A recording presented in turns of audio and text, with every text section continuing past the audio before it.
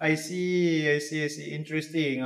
Okay. So peminat dan fan-fan Gordon kalau wondering macam mana Gordon dia boleh cakap bahasa Melayu?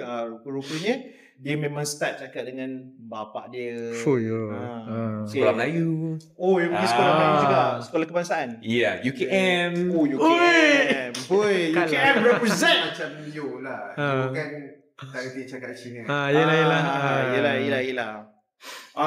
UKM you belajar apa? Degree? Actually in psychologist. Wow. Master in developmental psychologist. Developmental psychology. I don't know what that means, but it sounds awesome. Wait, developmental psychology. Ya, benda-benda ni saya gunakan dalam marketing saya. Dia orang cakap social media tak payah using belajar. psychology to develop ideas, or is it? No, actually I'm using psychologists to actually make a video that people wanted to see. People wanted to watch.